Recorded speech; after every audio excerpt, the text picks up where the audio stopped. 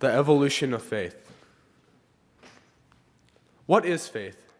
The Oxford Living Dictionary defines faith as the strong belief in the doctrines of religion based on spiritual conviction rather than proof.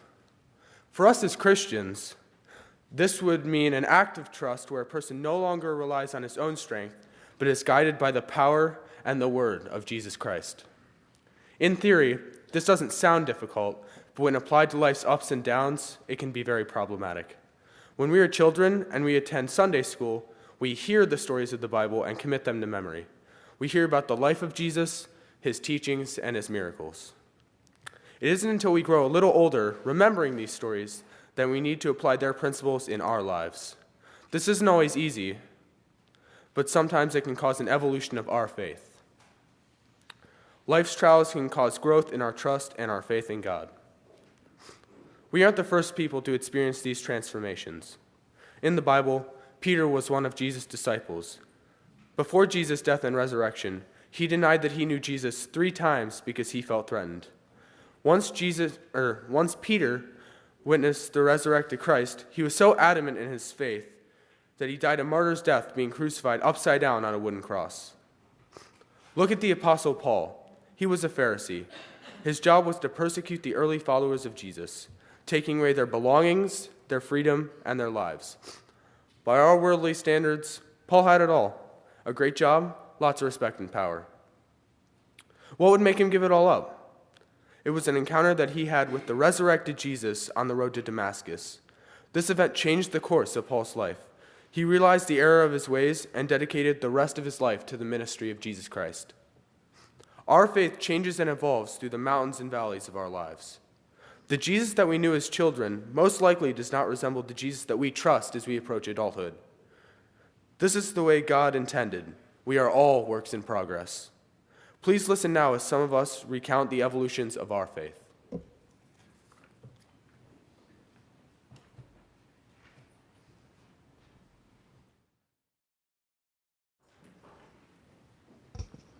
Good morning.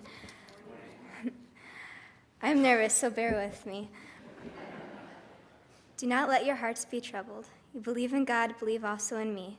My Father's house has many rooms. If that were not so, would I have told you that I am going there to prepare a place for you? And if I go and prepare a place for you, I will come back and take you to be with me, that you also be there where I am. This is John 14, 1-3, and it's crazy to me to think that so few words can make my heart feel so much peace. See, I didn't grow up in the church. I grew up thinking that after death there was only darkness and more pain. I always thought that God was a man in the sky who listened to people's prayers. One day I asked my mom if we could go to church service, and I guarantee you that was the best request I've ever made in my life. We left that service, and I no longer felt lost or alone. I felt loved and curious. I felt like there was something more. Yet I never had a traumatic incident to go to God for. But in the past 3 years, I have lost 5 people that I love with all my heart and had a very traumatic incident. However, the first one was the most important one, my grandfather. And this was the first time I turned to God for comfort. Now, if any of you knew my grandfather, Madi Smith, you would know that he was a big little man. He was full of life and love for everyone. Now, he wasn't afraid to tell you what was wrong, but he loved you. One day that lawnmower fell, and all that life was gone. At least so I thought. So for weeks I stayed up at night, angry with God. I would pray and ask him for my grandfather back and blame him for all that went wrong. He never came back physically, and at this time I learned to pray for peace, not present. I learned to pray for my grandfather to rest in peace. Because we found paper crosses all over the floor in our house, and nobody put them there. We researched it, and it's a Sicilian belief that when there are crosses that show up out of nowhere, there's an unsettled soul. At least that's what Wikipedia says. So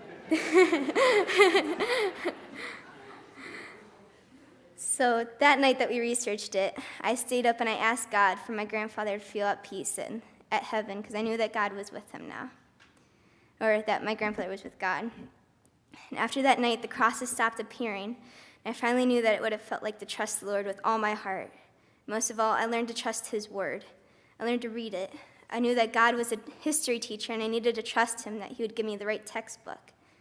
And I found that John 14, 1-3, and those words from God have evolutionized my faith.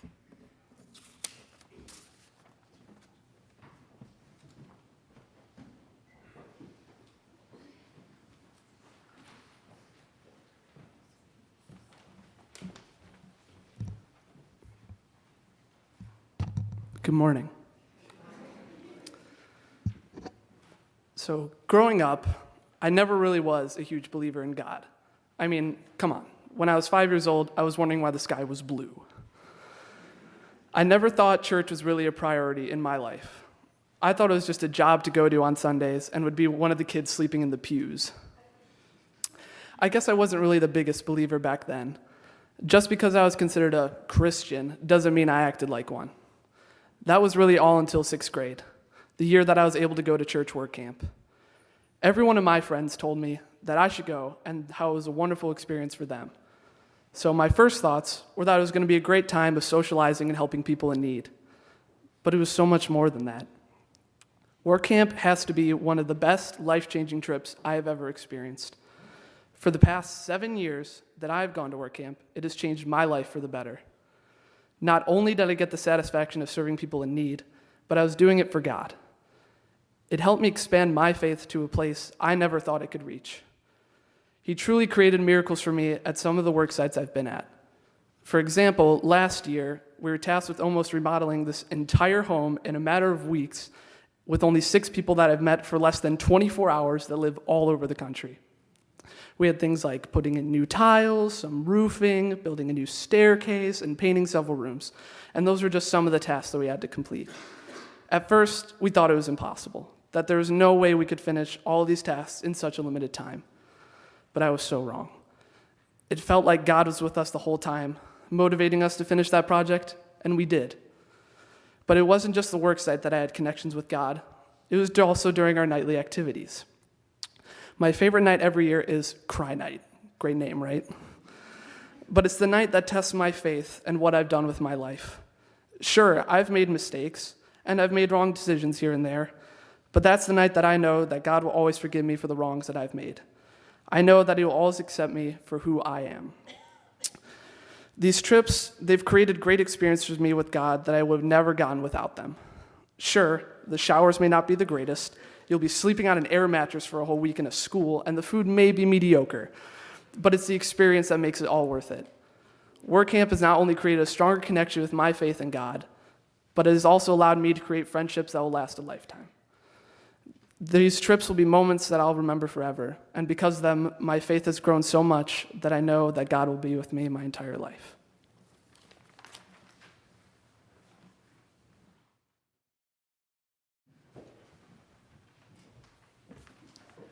All right, one last final good morning, everybody. So my name is Madi, and originally I am not from Aurora. I'm actually from a small town in Temperance, Michigan, which is about 15 minutes away from Toledo.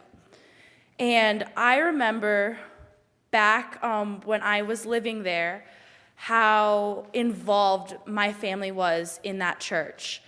We were constantly in Sunday school, attended basically every single VBS since I can remember, and everything was just so perfect. And then something happened. My dad sat me down and he told me that God had plans for us to move.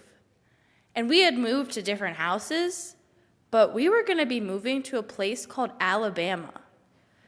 What is Alabama? And I was just a little first grade girl and didn't have much concept of this. And when I heard that my parents, one was going to be living in Alabama for a little bit and the other living up here in Michigan, my worst thought was, oh no, I only get to live with one of them. Which one do I get to pick? And very quickly they assured me that this was indeed not a divorce, it was a move, very different, and that we would be joining him later.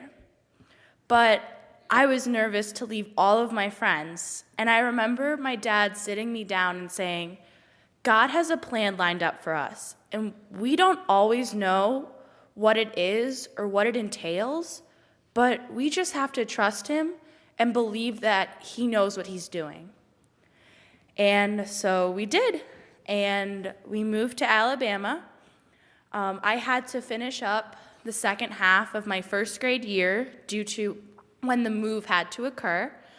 And I was immediately thrown into John J. Jones Elementary School. They had no art class, which was something that was heartbreaking for me because that was my favorite class. Their music class consisted of 25 children huddling around a tiny TV watching Oliver Twist. And whenever somebody got in trouble, the rest of the class got punished for that one person's mistake. And I was miserable. I hated every minute of going to school. And this is coming from a girl who, when we had a snow day, I'd be bawling because I was like, no, I can't go to school. This is terrible. But I hated school at this point. And Christ picked me up and he said, dust off your shoulders. We're going to take you to my house. And after I finished that first grade year, I then attended Westbrook Christian School, and as soon as I walked in, I could feel his loving embrace surrounding me, from the way the teachers were to even the welcoming upperclassmen. I was only a second grader, and these seniors came rushing at me and just hugged me, and I felt so loved. And while I was in Alabama, I just remembered that Christ was present everywhere. He was there with the yes ma'ams and the bless your hearts. He just always seemed to be present. And my faith grew enormously during that time. Then I get another message, and guess what? We're moving. Yay, not another. So I said goodbye to all my friends. But I knew it was for the best and that I would trust in God. And that is when we moved to Aurora. And here I was plunged into a public school where I was this goody-goody Christian girl. And it was quite an interesting change. I distinctly remember when we first came here going church shopping, and we went to probably like 10 churches in the area.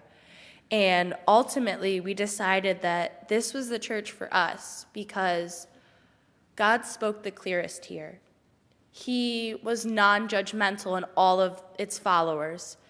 He was welcoming every time we came. If we came one time out of a month or one time out of a year, he was still happy that we came.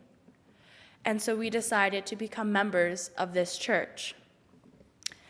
Unfortunately, from my fourth grade year through my freshman year, there wasn't a huge influence in my life in regards to the church. We had become members, but similar to Nick, I wasn't the person to sit through a whole service. So I frequently was at home sleeping in. And then my freshman year, the church sent us a little letter saying, your daughter has been asked to do confirmation. And confirmation was fun. Wasn't my most favorite thing I've done, but I made it week after week. And I realized that maybe confirmation wasn't for me, but maybe something in the church that was maybe a little different was. And then I found my way to becoming a shepherd for the first graders. And I loved every minute of it. And that was my sophomore year. I also happened to go to work camp and had an extraordinary experience there as well. And everything, it seemed like I was able to see him just as clearly again. But my junior year came, and this was probably the lowest part of my life. I was involved in honors and AP classes. I was overscheduled with activities that I chose to do. I was working 3 times a week, and I realized that I couldn't do it all. And it got to be so overwhelming that eventually I was diagnosed with depression and anxiety. So days were horribly impossible to get through. And the way it works is like the depression would say, no, stay in bed, like don't get up. And the anxiety would be thinking, no, if you don't get out of bed, then you're not gonna get this done, or you're not gonna get this done. And so it was a constant battle between the both of them. And I didn't understand why God would put me through something like this. I really felt as though I hadn't truly disrespected him in any way. So oftentimes at night, I would just scream and cry at him and say, why would you do this to me? This is the worst thing. And somehow, though, in the back of my head, I could hear my family saying, everything happens for a reason. Just hold out. And with my shepherding responsibility every Sunday, oftentimes those first graders' smiling faces was what drove me up and out of my bed. And I knew that I had to be there for them because they made my day 10 million times better every time I saw them. And now I can say that from overcoming what all I have this past year, I am stronger, and I can do all of this through Christ who gives me strength.